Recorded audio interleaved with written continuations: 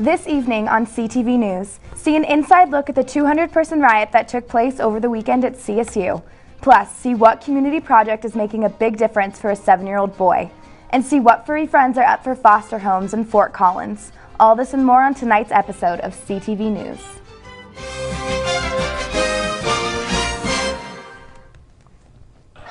On Saturday, a party went from fun to frantic very quickly. The party on Blevins Court grew into a 200-person riot before 25 police, K-9, and SWAT units broke it up around midnight. Welcome to CTV News this evening. I'm Karsen Buschjost. And I'm Kaitlyn Connolly. Thanks for watching. For the past 2 years, CSU has experienced 2 riots around April, coincidentally when the weather starts to warm up. The riot brought more than 20 cops, a K-9, and the SWAT team to come break up the event on Blevins Court. Students hosting the party had registered the party beforehand and called the police when they noticed things were getting out of hand.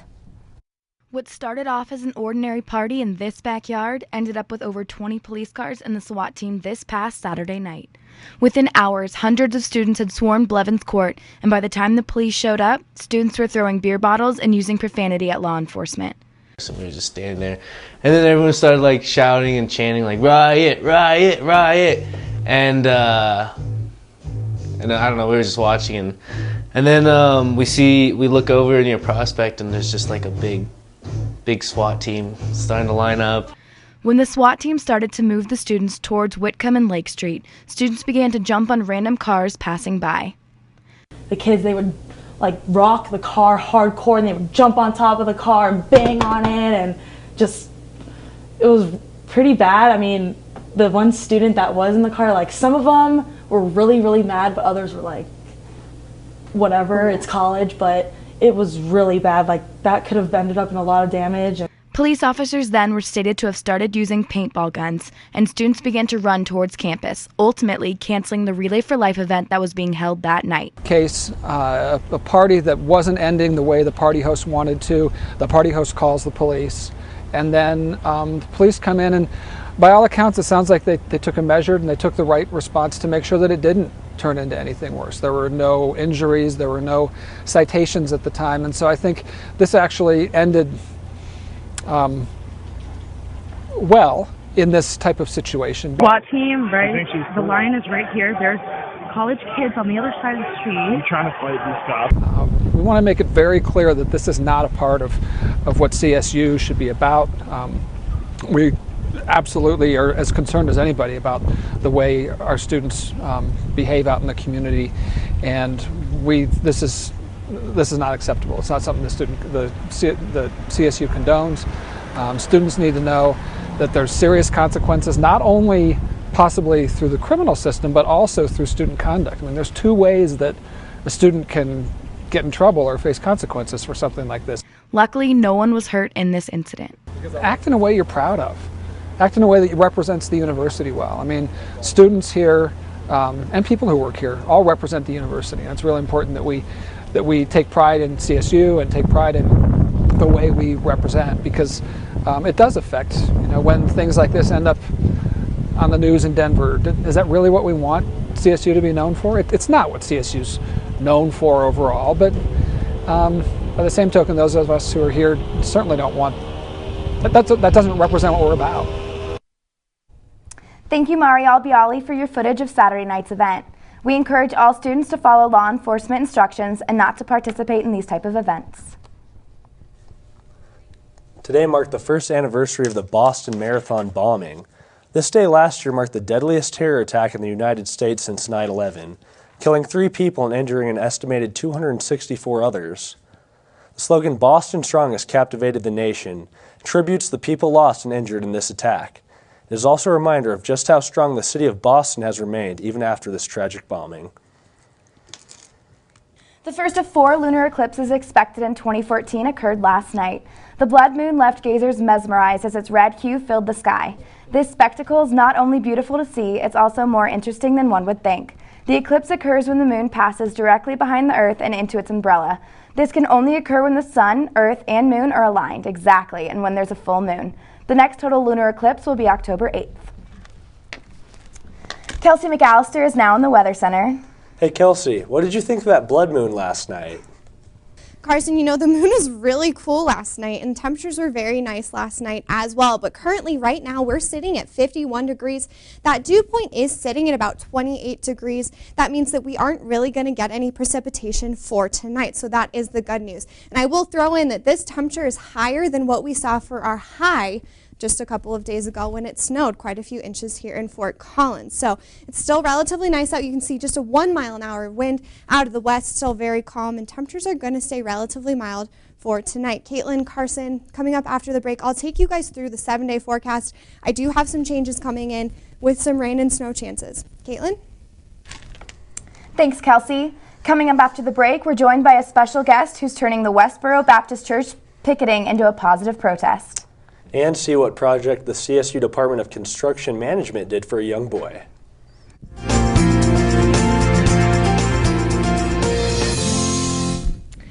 Welcome back to CTV. I'm Kelsey McAllister with your Tuesday weather update. Now, temperatures have been gorgeous today as we take a look at today's highs.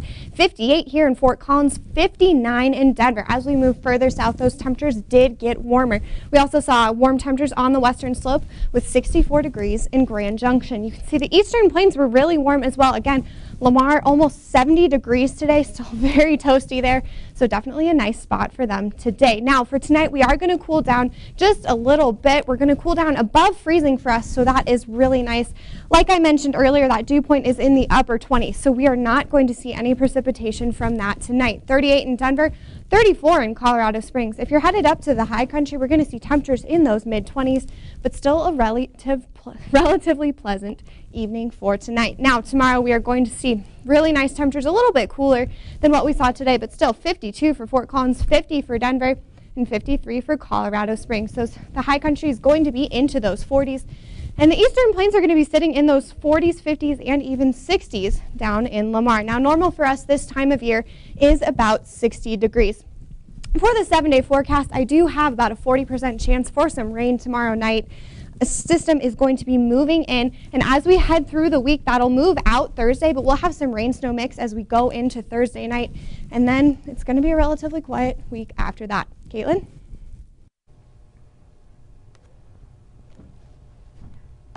In a press release sent Sunday, April 13th, the Westborough Church announced it would picket Colorado State University's graduation ceremonies on May 17th. Protesters will gather from 4:15 p.m. to 5 p.m. on the corner of West Plum Street and Meridian Avenue.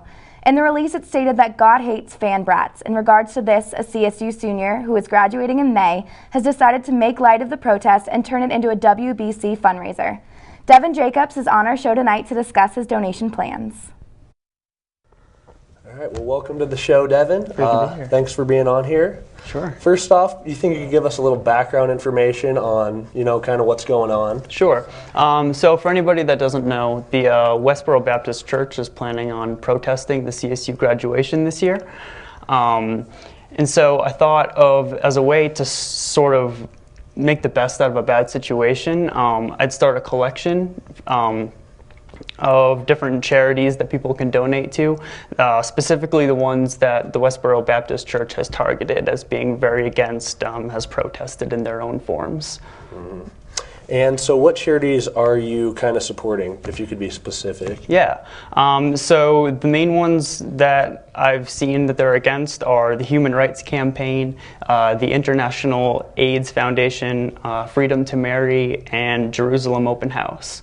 But I'm also taking suggestions, so if anyone has any other ideas, they can email me. So you have a lot of organizations you're trying to support. Yeah, for sure. It's awesome. So what necessarily can students do to help fund this? Yeah, so I'm going to be setting up my little booth with a sign or whatever across the street from their protest. I think their protest is on Lake and Meridian. Yes. We can double check that when it comes closer. So people can stop by, show their support, drop $1 in the bucket, and yeah, get on with their day. Awesome. And where can students go for more information about all of this? People can feel free to contact me by email. I think my email is going to be posted on the Facebook and Twitter site. Yeah. A big problem that I've been seeing with a lot of the protests on protests is that people get a lot of people get really angry about these sort of situations when they come to their schools, but it doesn't really get a lot done. So I figure this is a good opportunity to make a real positive benefit out of them coming to our school, and I think it'll do some real good. After the protest, I plan on writing an email to the Westborough Baptist Church and thanking them for coming, just because none of the money would have been raised if they hadn't come here to protest. So, thanks a lot, Devin. The Westborough Baptist Church will be protesting from 4:15 to 5. CM Cares is a service learning program in CSU's Department of Construction Management that's carrying out 3 community service projects this spring. The first of these projects was CSU students installing wheelchair access and a pergola-covered patio for Jara and Matt Grasshorn's home. This project would help their 7-year-old son, Gavin.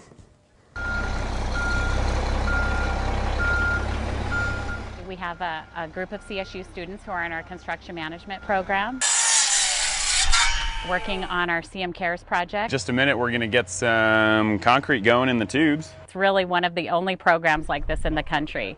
We deliver community service projects through our construction management department. Something bigger than ourselves, not just in the classroom, it's like real world. The concrete truck's going to back up to the pump and start dumping some mud in the back of the pump. It'll get pumped through, all the way through the boom and down through this longer tube, and that's going to be my job, is to guide it into all of our holes. Got a foot left! We typically target families that have children with disabilities that need better access into the home. Gavin was born with a very rare form of, it's called a genesis of the corpus callosum, so part of his brain is missing. So it creates a bunch of other things, scoliosis, cerebral palsy. Today is just basically the foundation for the back deck. They're actually building a sidewalk with a ramp, also with a space for him to be outside, because he doesn't have a lot of opportunity to come out here. That's good. Gavin's a really great little kid. Usually he's inside and he likes to be lying down. So that's part of the reason that we're building this shade structure, is that so he can be back here with his family in the summer and have a place to lie down or sit. A lot of us have been really blessed to be where we are and be going into the management track of construction. To give back along the way makes it all worthwhile. A huge thank you to Brian Buss for letting us use this video and the entire Department of Construction Management. The other 2 projects currently underway in CM Cares are providing a wheelchair-accessible entrance and an ADA-approved bathroom at the Sexual Assault Victim Advocate Center in Fort Collins, as well as accessibility modifications to the home of Chris Walter, including bathroom handrails, a bay window with roll-out garden boxes, a new driveway, and wheelchair ramp to the backyard to allow Walter to continue his passion for gardening. CSU students and faculty celebrated the beginning of Passover on Monday, and I got a quick look inside at all the festivities. Monday was the first night of Passover. This holiday celebrates the liberation of Jews from their slavery in Egypt over 3,300 years ago. The beginning of this holiday is celebrated and known as Seder. A student by the name of Matthew gave me some insight. Actually pretty long. It's called the Seder, what we do tonight. It's pretty long because there's so much to talk about and so much to remember. In the LSC North Ballroom, a 3-hour dinner and festival was held for all Jews who wanted to celebrate. Many students were present to enjoy the food and atmosphere. Matthew says the holiday is very busy, but a lot of fun. There's a lot we go over and there's a lot we do, and it's very exciting. It's a really fun time. The holiday really lasts 8 days, but the first 2 nights we do the special dinner. And over the holiday, we basically stop eating bread and a lot of anything else that has unleavened, wheat in it or bread. The holiday will continue until Tuesday, April 22nd. In parallel with Jewish law, there was no filming done after sunset. This weekend, community members opened up their hearts to this year's Kitten Shower. The Fort Collins Cat Rescue and Spay-Neuter Clinic takes in homeless kittens and prepares them for their new owners. This event gives children and parents the opportunity to meet the kittens and learn about the importance of foster homes. Mary Wolf tells us the role students play in helping these kittens. Students play a big role in our foster program. There's a variety of different ways because a lot of times people don't quite know what they're going to do after their 4 years of college or even in the next few years. So fostering is a great way to get all of that animal love and companionship and to really help out without having the long-term commitment to the animal. We have a lot of students that help out. Also, if there's people who are interested in becoming veterinarians, we really need foster mentors, and these are people that don't have kittens at their house but are providing support to other foster homes, and we train them on how to give vaccines and how to give fluids and how to give medications and stuff so that they can go out and continue to support our foster homes. After the break, Elizabeth Prossi will be here for the latest in sports. Stay tuned, everyone. You won't want to miss it.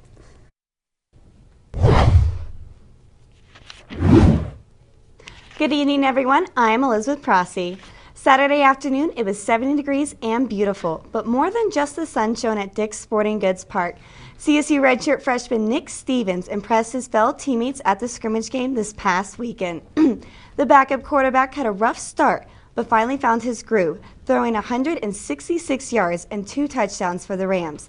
Wide receiver Joe Hansley said, quote, "He's great at managing the huddle. He's a leader. He can throw the ball well. He makes great decisions," end quote. The future for the Rams is bright, with Stevens stepping up to the challenge after junior Garrett Grayson graduates next year. Here at CSU this past weekend, the men's lacrosse team proved their dominance as they defeated Utah and Westminster. Last year, the team had a perfect season, complete with an MCLA title. But this year, they have struggled to build a strong defense. That struggle ended Saturday as senior Colton Fatsinger said, quote, "This weekend was hands down the best our team has ever played. I could not have asked for a better senior day," end quote. The Rams hope to continue their winning streak as they face CU Boulder this Saturday evening. And the world's most decorated Olympian of all time is officially coming out of retirement. Swimmer Michael Phelps announced Monday his decision to compete at the Arena Grand Prix in Mesa, Arizona later this month. Phelps will compete for the first time in the pool since the 2012 London Olympics. And while green is the color of CSU, it is also a color sport coat every golfer desires. Sunday pro golfer Bubba Watson overcame rookie Justin Spieth to win the coveted green jacket. Spieth may be green with envy this year, but the rookie shows promise for the future. This is Watson's second Masters title in just 3 years, with more opportunities ahead as Tiger Woods continues to recover. Well, that's all the time we have on CTV News this evening. For news updates, please find us on Twitter at Collegian C and CTV11. Be sure to watch our interview show tomorrow. And if you ever have any news tips, please send them to news@collegian.com. Have a wonderful night, everyone.